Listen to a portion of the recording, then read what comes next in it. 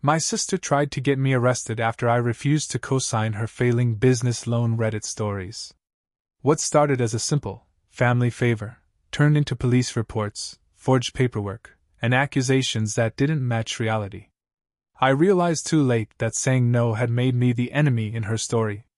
Hi, I'm Caspian, 33, and last month my sister tried to get me arrested because I wouldn't co-sign a loan for her failing luxury nail spa that operated out of a converted storage unit.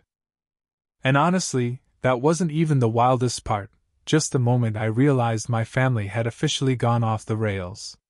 But to explain how we got from, "Hey bro, can you help me with paperwork?" to, "Officer, he threatened my business," I need to rewind a little. I bought my house 3 years ago. Nothing fancy, just a 2-bedroom place on a hill, with a roof that didn't leak much, and a yard big enough for the dog I swear I'll adopt someday. It took me a decade of grinding in tech support, living in apartments where the walls were thin enough to hear my neighbors' breakups in real time. When I finally signed the papers, I felt something I hadn't felt since childhood. Safe. My parents, meanwhile, acted like I'd purchased a disappointing toaster. My dad nodded once and said, "Good square footage." My mom patted my arm and said, "Maybe now you'll meet someone." My sister, Ophelia, squinted at the pictures and said, "This the best you could do?" That's Ophelia. 3 years younger than me, but somehow treated like she's 12 and made of porcelain. In our family, she's the talent. The princess. The one who must be protected from reality at all costs. Me? I'm the support beam. Always holding, never resting. Anyway, the trouble started when Ophelia's third business in 4 years collapsed. The first was a mobile cupcake lab. The second was a healing crystal resale empire. The third was the luxury nail spa in Unit C7 of a storage facility that still had mouse traps in the corners. She showed up at my house one evening wearing sunglasses indoors and said, very dramatically, "I need your help, Cass." I said no before she even explained. Didn't matter. She explained anyway. She wanted me to co-sign a loan for $65,000 to expand internationally, by which she meant buying 2 massage chairs and a neon sign. I laughed. She did not. She said, "Family supports family." I said, "Family also pays back loans, or hadn't you heard?" That's when she got quiet. Very quiet. The kind of quiet she does right before detonating. She said, "Fine. If you won't help me, I hope you're prepared for the consequences." I thought she meant emotional manipulation. Turns out she meant legal. But we'll get there. Because saying no to Ophelia was the real beginning, not of the loan situation, not of the fallout, but of the moment she decided my house, my job, my peace, and frankly my sanity, were all up for grabs. And I had no idea how far she'd go to prove it. Ophelia didn't react the way normal people do when someone says, "No, I will not financially tether myself to your circus." Most people pout. Some people negotiate. A few get offended and walk off dramatically. Ophelia? She pivoted. Like a politician. Like someone who believed my life was a menu and she was free to order anything. 3 days after I told her I wouldn't co-sign the $65,000 loan of delusion, my parents called me in that soft, parental tone that always means trouble. "Your father and I think you should reconsider helping your sister," my mom said. I asked, "Why? Does she have collateral she didn't mention? Like a functioning business plan? Or basic arithmetic skills?" No laughter. Not even a sigh. Instead, my dad said, "She's fragile right now. We all need to support her." Fragile. My favorite word in the Ophelia lexicon. According to my parents, Ophelia has been fragile since the day she was born. When she scraped her knee at 5, it was because she puts too much heart into everything. When she crashed my bike into a mailbox, it was because she's a free spirit. When she dropped out of college after week 3, it was because she's too creative for structure. When I broke my wrist at 10 because she convinced me to jump off the shed roof? Well, that was my fault for not being more cautious. The call ended with my mom softly saying, "Just think about it, sweetheart." And my dad adding, "She's your sister. It's what family does." Translation: Give Ophelia what she wants or enjoy being the villain in the family group chat. I didn't waver. Not because I was brave, because I'm not stupid. But Ophelia took my refusal personally. Not logically personally. Spiritually personally. As if I'd insulted her purpose on earth. She showed up at my house the next evening, still wearing those sunglasses like she was avoiding paparazzi instead of reality.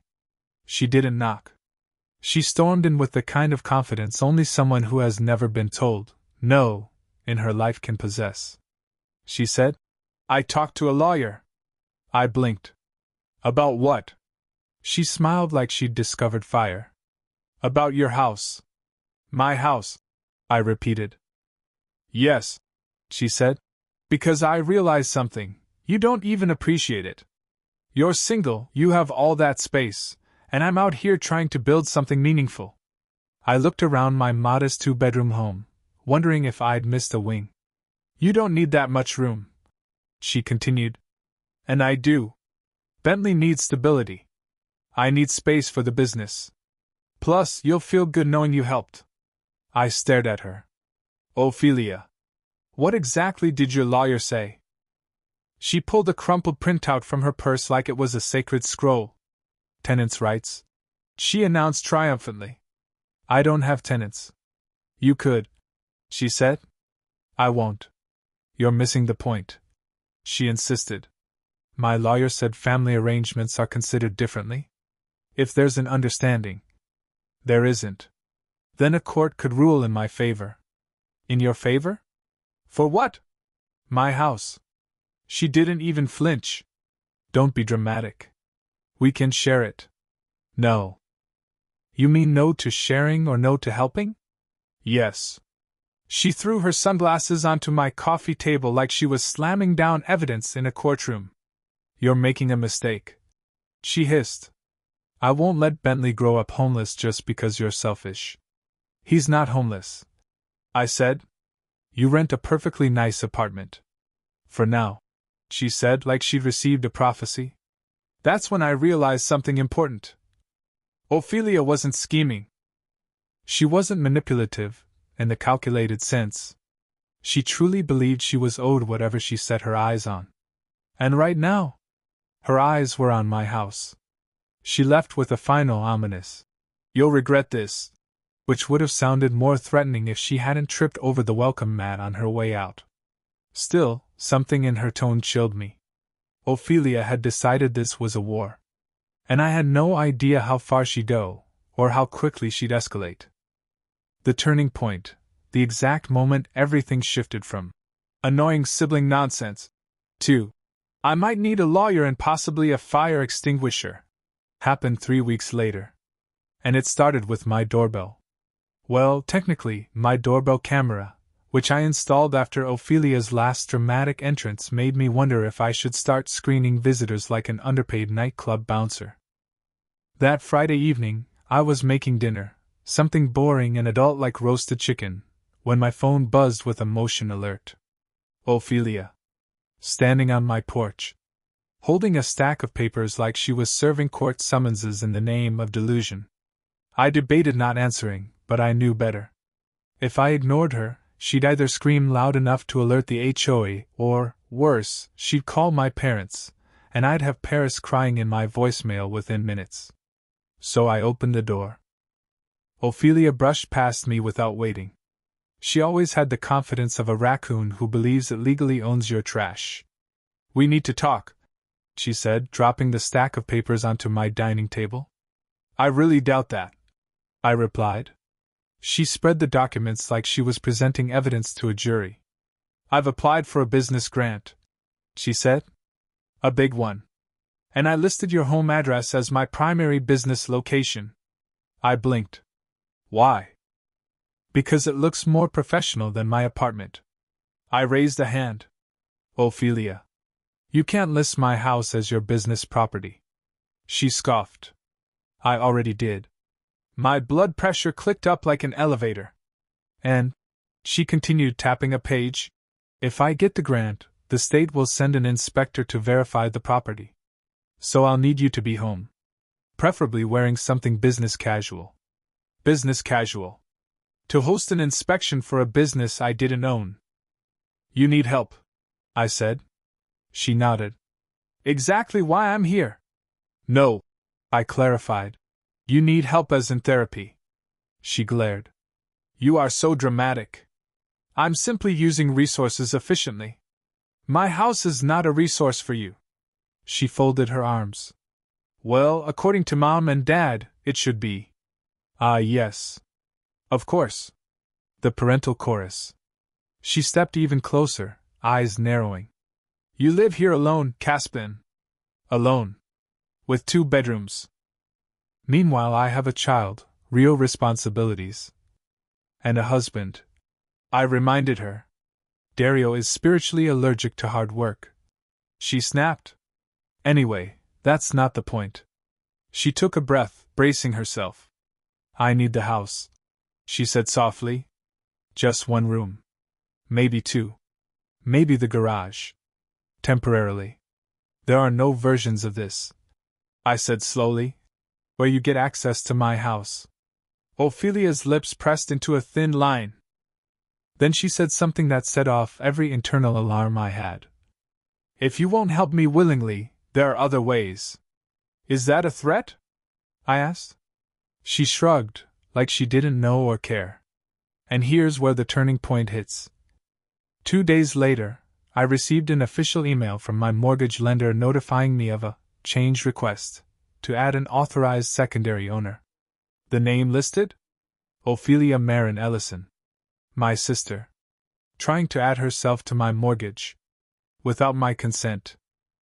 I called the lender immediately, explained the situation, and they flagged my account for fraud prevention. They told me someone had attempted to upload a forged consent form but failed because the signature didn't match.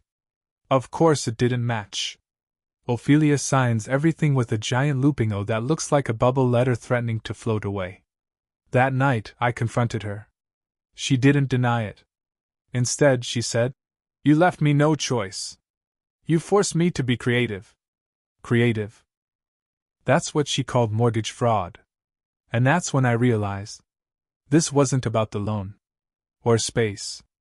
Or business expansion. Ophelia had convinced herself, fully, completely, that she was entitled to my house. And entitled people don't stop. They escalate. Hard. After the mortgage incident, aka the forgery of the century, I expected Ophelia to back off, regroup, maybe try a more traditional manipulation tactic like tears or bribing our mother to cry on command. Instead, she leveled up. She went from petty to strategic. From annoying to dangerous. From mild inconvenience to, I should probably start a folder called Evidence for Law Enforcement. It started subtly.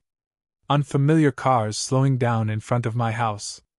People I didn't recognize walking past my driveway twice, sometimes 3 times. Packages addressed to the Ellison family business, showing up at my porch like my home was a commercial warehouse. I didn't think too much of it, yet, until the night I came home from work and found my back gate wide open. I never leave it open. And the lock was cut. Cut. Not unlatched. Not jostled loose. Cut. That's when the uneasy feeling started. The kind that sits in your stomach like a cold stone and doesn't melt. I called Alonzo. He drove over immediately, did a slow walk of the yard like an off-brand detective, and said the words I didn't want to hear. This wasn't random. But the real escalation happened the following week. I woke up one morning to find a woman standing on my porch holding a clipboard and wearing a bright blue polo shirt with a state seal. Good morning, she chirped. I'm here for the business site inspection. I stared at her like she had just announced she was here to christen my porch into the kingdom of nonsense. What business? I asked. She smiled wider. The luxury wellness studio registered to this address. I closed my eyes. Ophelia. Of course. I opened the door again and said calmly, There is no business registered here. Someone submitted fraudulent information. Her smile faltered. Oh. Well, that is something we take very seriously. She handed me a card. We'll open an investigation. If someone submitted false documents, that's a legal issue. A legal issue? Beautiful. I thanked her, and she left. 2 hours later, Ophelia arrived in a storm of righteous fury, screeching into my driveway like she was auditioning for Fast and Furious, entitled Siblings Edition. She didn't even knock. She pounded on my door yelling, "What did you tell them?" I opened the door and stared at her. "You used my house address for a fake business license." "It's not fake," she screamed. "You're destroying everything I built." "You don't have a business," I said. "You have a storage unit with peeling wallpaper." She gasped like I'd slapped her. Her eyes narrowed. "You're doing this because you're jealous." "Of what?" I asked. "Your empty appointment book?" She didn't hear me. She was mid-spiral. "You think you're better than me. You think you're the only one who deserves nice things. Well, guess what, Caspin? Family shares." I stepped forward. "No." "Family asks? You demand?" And then she said it. The line. The one that changed everything. "Fine. If you won't give me access willingly, I'll make you.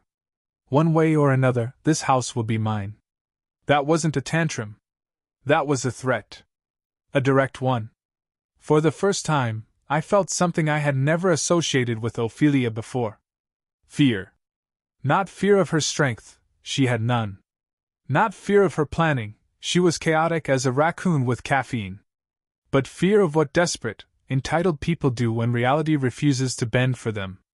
The worst part? She left quietly. No screaming. No stomping. Just a cold, eerie calm. Alonzo said later. That was the sound of someone deciding on their next move. He was right. And I hadn't seen anything yet. Because Ophelia's next move? It made everything before look like a warm-up. 2 nights after Ophelia's threat, the eerily calm, "I will take your house" one, I woke up to my dog barking. I don't have a dog. That was the first problem. The barking was coming from outside, somewhere near the back fence, loud enough to drag me out of sleep instantly. I grabbed my phone, checked the time, 3:14 a.m., and pulled up the security camera feed. Rear camera. Motion detected. Shadow near the gate. Movement. My stomach tightened. I zoomed in. Not an animal. A person. Hooded. Moving slowly. Carefully. Testing the gate. I whispered. "No. No, no, no." Then the figure stepped forward just enough for the doorbell camera to catch part of the face. A lock of blonde hair slipped from under the hood. Ophelia. Of course it was her.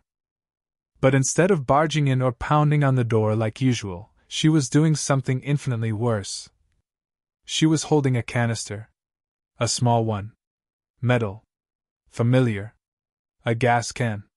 I felt cold all over. I fumbled for my phone and dialed 911, but as I did, the camera went dark. Not glitched. Went offline. Which meant she'd found the cable. Which meant she came prepared. Prepared for this. I rushed to the window overlooking the backyard, but all I saw was the faintest movement, and then a spark. A real, literal spark. A bright flicker of light followed by an almost delicate whoosh. Fire. Flames crawled up the outer siding like they'd been waiting for the invitation. Orange light licked the walls, warming them into a glow that made bile rise in my throat. My house. My home. All the hours. All the sweat. All the repairs. Everything. I grabbed the fire extinguisher under the sink and bolted outside, yelling her name like that would break whatever spell she was under. She was already running. Not fast. Not panicked. Just leaving. Like she'd finished her errand. I sprinted to the fire and started spraying, but it had already reached the dry wood. Flames climbed upward, greedy, alive. Neighbors were waking up. One shouted to call the fire department. Another grabbed a hose. My phone buzzed with the dispatcher confirming help was on the way, but my mind was blank except for one relentless thought. She really did it. She actually set my house on fire. By the time the fire trucks arrived, it wasn't catastrophic, thanks to the cameras catching it early and the neighbors dragging hoses over, but the damage was obvious. Charred siding. A ruined section of wall. Melted wiring. Smoke seeping into every crack. The fire chief walked up to me, took in my face, and gently asked, "Do you know who might have done this?" I opened my mouth. Then I closed it. Then I opened it again. Because for the first time in my life, I said the thing I'd spent years pretending wasn't true. Yes. I know exactly who did it. When the police arrived and started documenting evidence, something even more surreal happened. My parents showed up. At 4 a.m. Paris came running toward me, robe flapping behind her like a distressed bat, shouting, "How could you do this to your sister?" I stared at her. Me? She burst into tears so dramatically the fire chief stepped back. "You drove her to this. You treated her horribly. You ignored her needs. You know she's sensitive." I blinked several times, processing the impossible. "She set my house on fire." Paris sobbed harder. "She made a mistake. Haven't we all made mistakes?" Donald stepped up, face red, voice stern. "Son, tell the police you didn't see anything. Don't ruin your sister's life." I laughed. Not because it was funny, but because the sheer absurdity short-circuited my brain. "You want me to lie?" I said. "For family," Donald snapped. "For the arsonist?" I asked. "She has a child," my mother wailed. "And I have a house," I said. Or I did. The police came over then, asking if there was anything else I needed to add for the report. Before I could answer, Paris stepped in front of me like a human shield. "He has nothing to add," she said. I walked around her. "Yes," I told the officer. "I do. And with my parents watching, my mother crying, my father glaring, both of them silently begging me to protect the daughter who tried to burn my life down, I said the truth out loud.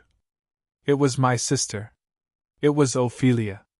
That was the moment everything broke. Not just the siding of my house. The family. The illusion. Whatever fragile, dysfunctional structure we'd all been pretending was normal. It all cracked open at once. And none of us could go back. The next 48 hours moved in slow motion, like reality had been dipped in concrete. Police statements. Insurance calls. Fire investigators walking around with flashlights and clipboards. Neighbors pretending not to stare. But the strangest, most surreal part? My parents. Donald and Paris acted like they were the ones who had suffered a loss. They hovered near me, but not in a supportive way, more like handlers trying to stop a witness from speaking to the press. They kept saying things like, "You're emotional. You're not thinking clearly. You don't want to do something you'll regret. This can stay in the family." In the family? As if arson were a minor disagreement about Thanksgiving seating arrangements. Meanwhile, Ophelia went radio silent. No texts. No calls. No dramatic monologues on speakerphone. Nothing.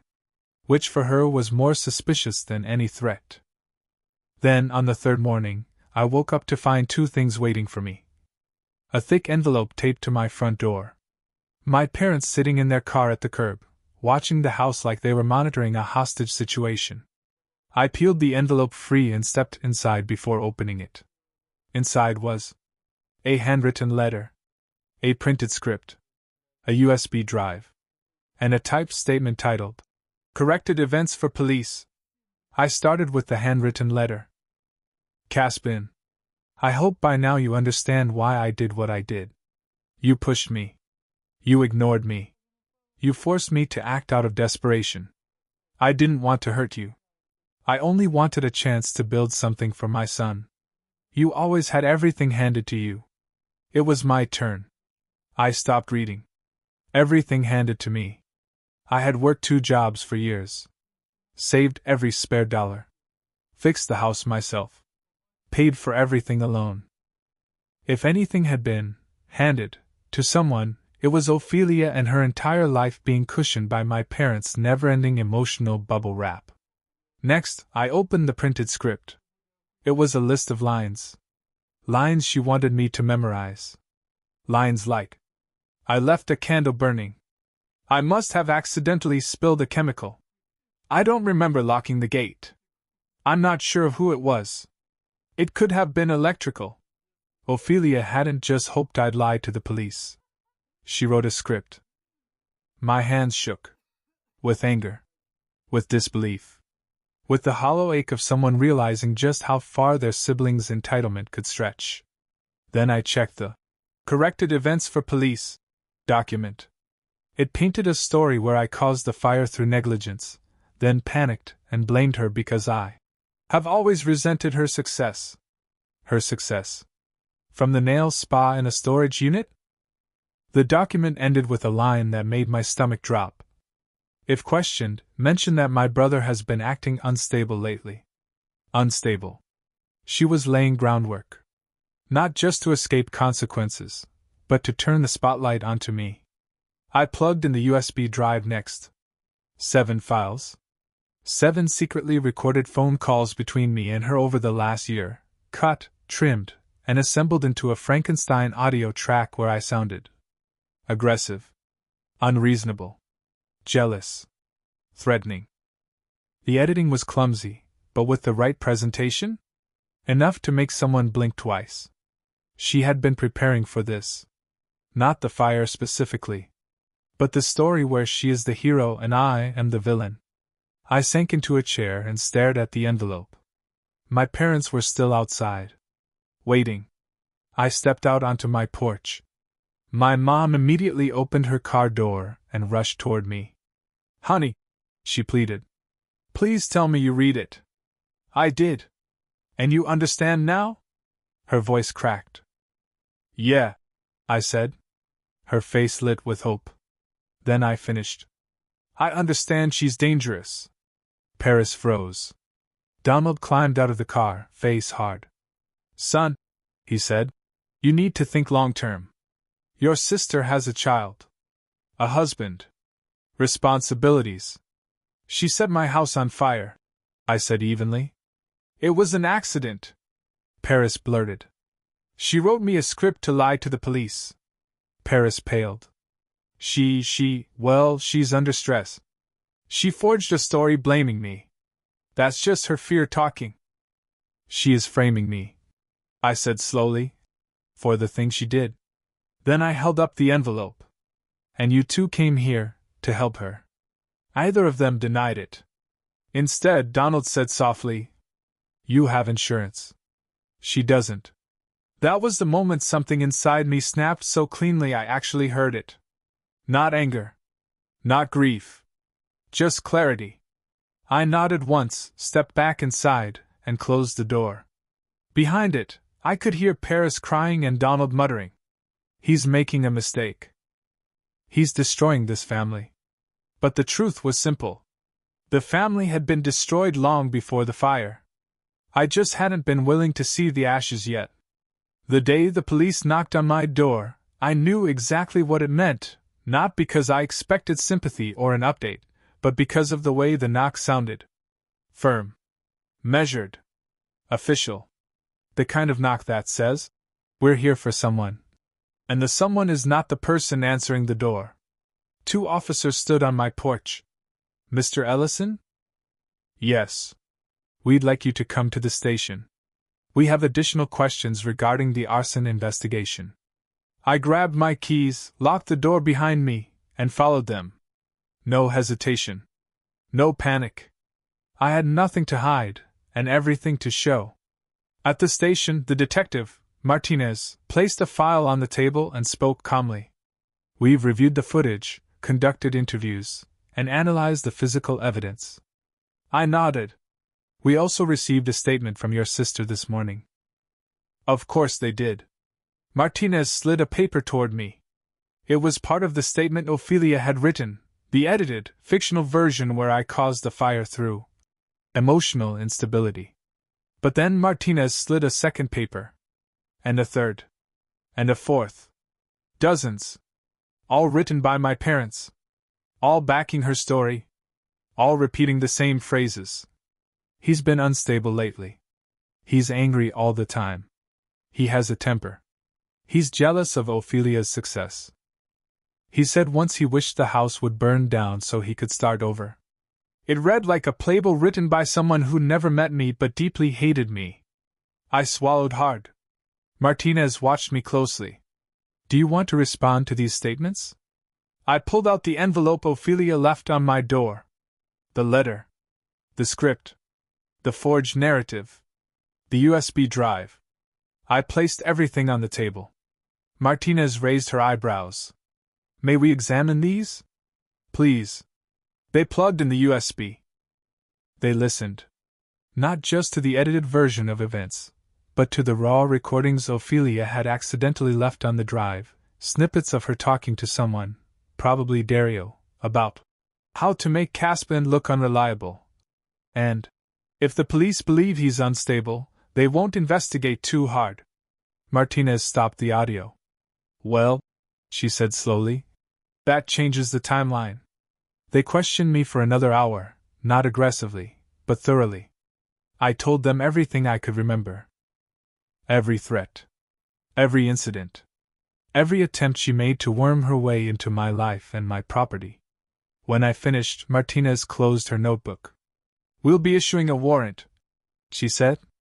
I can't tell you when exactly, but soon. I nodded. I didn't feel triumphant. I didn't feel vindicated. I felt tired. Like months of walking uphill finally caught up with me. When the officers drove me back home, a single car waited in my driveway.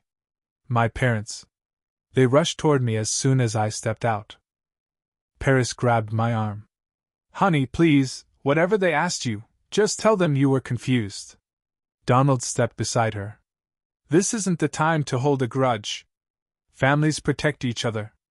I let them speak. Let them spill panic and desperation and excuses into the air.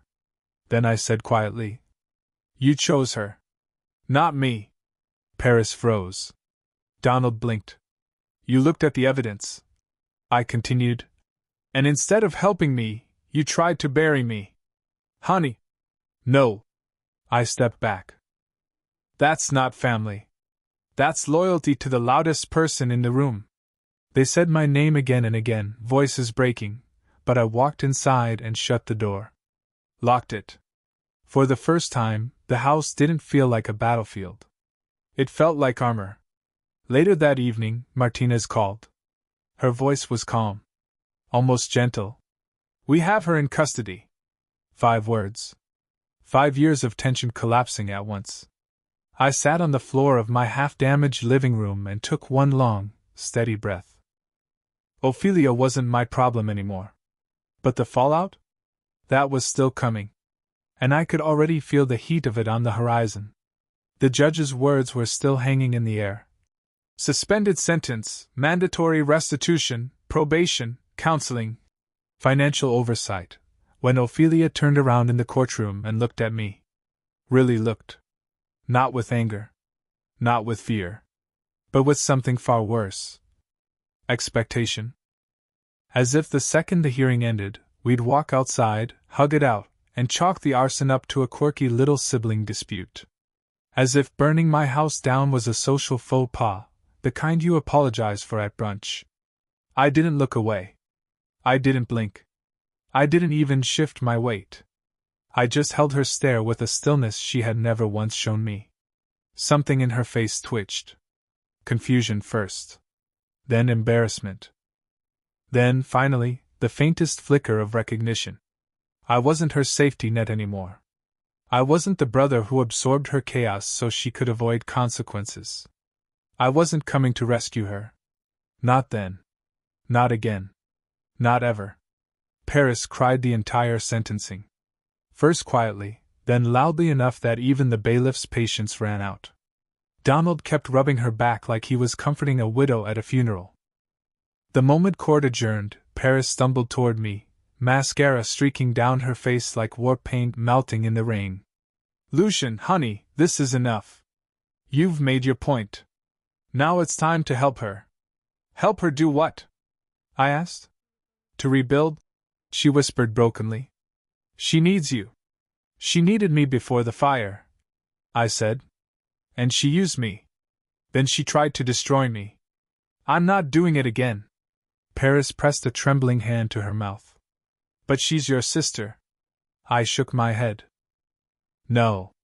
She was my responsibility. And that's the problem. Donald stepped between us then, jaw set like concrete. You've changed, he said. You've become cold. Unforgiving. Vindictive. And you, I said calmly, raised a daughter who believes consequences don't apply to her. His eyes narrowed. You're throwing your family away. I'm protecting myself from it. For a split second, I thought he might swing at me. His hand even twitched. But then he saw Alonzo walking up behind me, and the moment passed. My parents backed off, but not because they understood. Because they'd run out of angles. Meanwhile, Ophelia was being escorted through a side door, hands not cuffed but held behind her, flanked by officers. Her expression wasn't fear. It was disbelief. As if she still thought, up until the moment that door closed, that everything was temporary. That I'd swoop in. That I'd forgive her. That she'd go home. Funny thing about consequences. They don't care about expectations. When the court emptied out, Alonzo nudged me. You okay? Honestly? I said. I don't know what I am. Normal, he said. You're just normal for the first time in your life. We walked out of the courthouse together. The sun was high, warm, peaceful. A normal day. Except that I felt hollow in a new, unfamiliar way. Not broken, not defeated, just emptied. Like I'd carried a heavy load for years and suddenly put it down, but my muscles hadn't caught up to the relief yet. At the bottom of the courthouse steps, my phone buzzed. A text from an unknown number. We're not done. No name. No punctuation. Just a threat wrapped in denial. I didn't need to ask who it was. But the irony? For the first time since the fire, I felt ready for whatever came next. Because this time, I wasn't standing on ashes. I was standing on solid ground. And I wasn't alone. For the next week, the house, well, the scorched skeleton of it, became a crime scene, then an insurance assessment site, then a demolition project waiting for paperwork. I kept expecting to wake up one morning and feel normal again, like this whole ordeal had finally left my bloodstream. Instead, the quiet made it louder. I'd walk past the blackened siding and smell smoke that wasn't there. I'd open my email and brace for another threat or another plea. I'd check the porch camera every time it pinged, expecting a hooded figure with a gas can. Trauma has a way of ringing the doorbell long after the fire trucks leave. But the world didn't pause while I waited to feel like myself again. Insurance called. The adjuster called. The contractor called. My job called. And somewhere in between, I started doing something foreign. I slept. Really slept. 8 hours. No alarms. No threats. No banging on the door. Almost like my nervous system was testing what peace felt like. On day 9, the unknown number texted again. You think this makes you the victim? It doesn't. I stared at the message for a long time. Not because it scared me. Because it sounded exactly like the kind of thing Ophelia would write from behind a therapist's door while pretending she was journaling. I didn't respond. That seemed to enrage whoever was on the other end, because 30 seconds later. You ruined her life. I hope you're proud. Not. She ruined yours. Not. She almost killed you. Not. She burned down your house. No. I ruined her life. The mental gymnastics would win gold medals. I blocked the number. 10 minutes later, a new one texted. No message. Just a photo. A picture of my parents' living room. Paris sitting stiffly on the couch, hands clenched. Donald pacing. And on the coffee table, a stack of forms. Financial forms. Appeal forms. Restitution adjustment requests. They weren't visiting Ophelia. They were planning their next move. I forwarded the photo to Detective Martinez. She called me within minutes. "We're already monitoring external communication," she said. "This confirms our concerns." "Concerns?" I asked. "That your sister doesn't see this as accountability," Martinez said. "She sees it as temporary inconvenience. And people who feel cheated by consequences often escalate emotionally, even if they can't escalate physically." The implication was clear. The knock on the door wasn't coming from Ophelia. It was coming from the people who made her. That night, Alonzo came over with takeout and a tool bag. "We're fixing your front door," he announced. "It's fine," I said. "It's not fine," he replied. "It whispers please break into me." We worked in comfortable silence, him drilling, me holding the frame steady. At one point, he paused and looked around at the charred wall, the boxes, the half-packed belongings. "You ready to leave yet?" he asked. "Leave where?" "Anywhere else," he said. "This isn't home anymore. It's a reminder." I didn't argue. He watched me carefully. "You know your family isn't done, right?" I nodded. "Yeah. They're regrouping," he snorted. "Like a cult that lost its funding." And for the first time since the fire, I laughed. Really laughed. A clean, sharp crack of humor that shook something loose inside me. When he left, I sat alone in the half-lit living room and opened a blank notebook. Not for journaling. For planning. Because if they wanted to escalate, I wasn't going to be caught off guard again. The final straw came the next morning. A certified letter arrived. Addressed not to me, but to the Ellison family estate. Inside was a single sheet of paper. "We request formal mediation regarding the transfer of property, financial restitution, and mutual claims of emotional harm.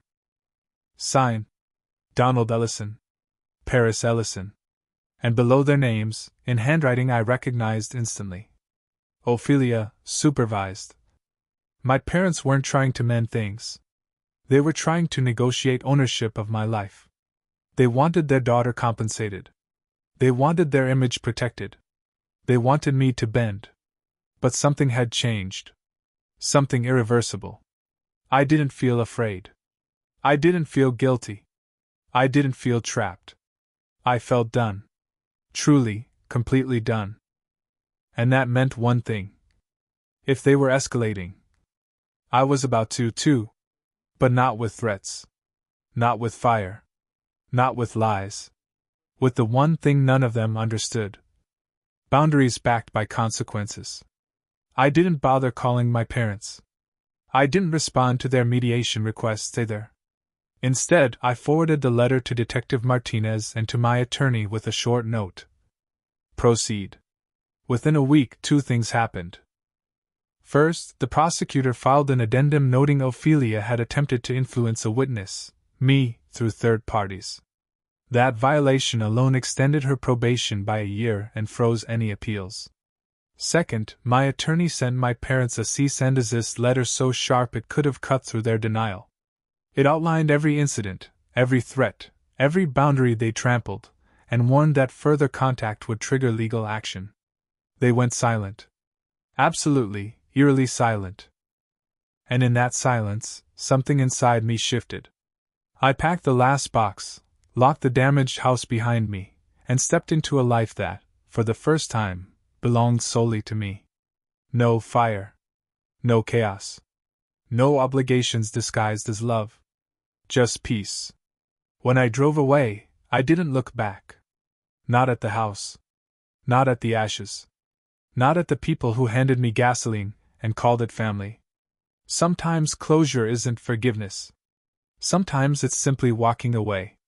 And meaning it.